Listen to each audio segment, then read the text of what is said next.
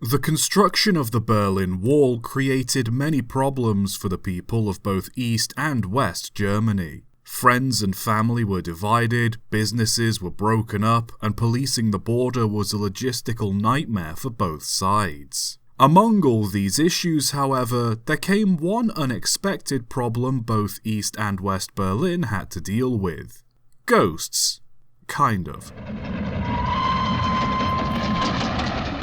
Prior to the construction of the wall, public transit around Berlin ran freely between both east and west sides, but when the wall was constructed in 1961, it severed multiple transport links, most notably the rail systems of the U-Bahn and S-Bahn. Some lines remained entirely on one side or the other and weren't affected. However, many lines that crossed the border were split in half, with services simply stopping and turning around at the border instead of crossing over.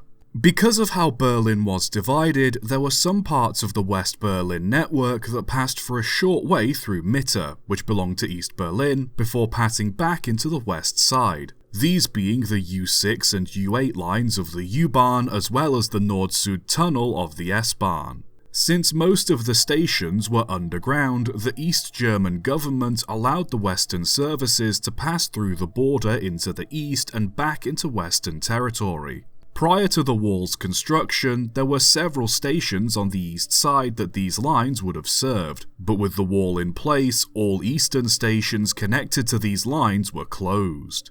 To ensure that nobody tried to use the closed stations to illegally cross the border, the entrances were closed off, blocked with concrete slabs, or simply bricked over, and guards were posted at each one. The west trains weren't to stop on the east side of the wall, but did have to slow down when passing through the eastern stations. They had their signs removed, walkways closed off, and were generally poorly kept, with old adverts posted on the walls that hadn't been changed since 1961. Which, combined with the dim lighting and presence of armed guards draped in shadow peering through small windows in concrete barriers, led to the stations earning the nickname of Geisterbahnhof, aka Ghost Stations. Despite the restrictions in place, 2 stations still remained open in East Berlin explicitly for use by Westerners, these being Friedrichstrasse Station and Wollankstrasse Station. Friedrichstrasse served as a crossover point between the U6 line and the S-Bahn, and as such, passengers were allowed to disembark there in order to change trains. West Berliners were also able to leave the station and enter East Berlin provided they had a visa,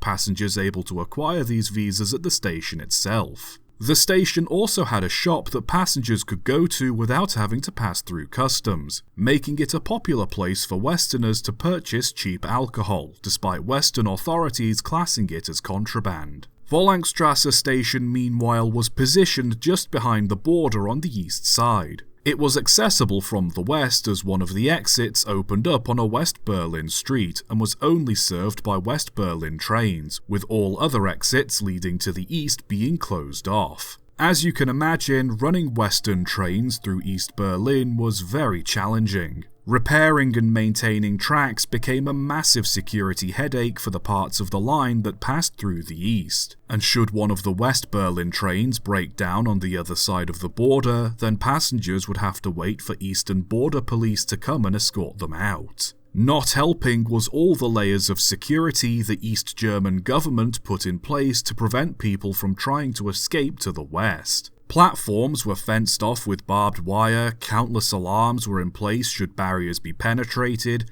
gates were fitted at some stations which were closed at night, and the electrified third rail on the tracks served as a deterrent for anyone who even thought about escaping through the tunnels.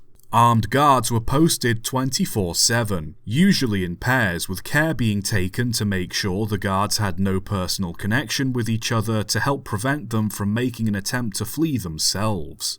Great efforts were made at stations to keep East and West Berliners separated, primarily by closing off passageways and making tunnels specifically to prevent Eastern folks from sneaking into Western trains. To further prevent escape attempts, East Berlin maps didn't display any of the ghost stations, while West Berlin maps did, simply labeling them as stations at which trains do not stop. Despite all the security, many attempts were made by both members of the public and border police to flee from east to west via the stations and tunnels. And while most of these attempts resulted in the perpetrators getting thrown in government prisons, there were genuinely a few successful escapes made using these ghost stations. The divide naturally couldn't last forever, and the wall finally came down in 1989.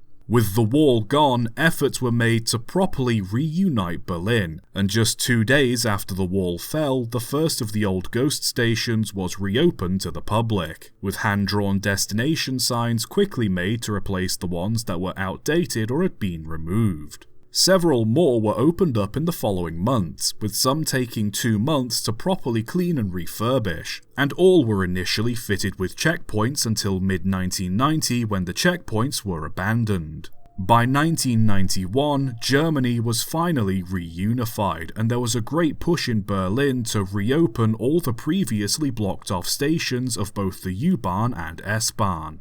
Since then, both Bahns have effectively been fully restored, with only a few sections of the S-Bahn still remaining out of service. The ghost stations of Berlin, then, were an unusual byproduct of the wall. Though most stations have been modernised and refitted as the years have passed, a few still bear marks and reminders of their divided history, a history we can only hope will never be repeated again.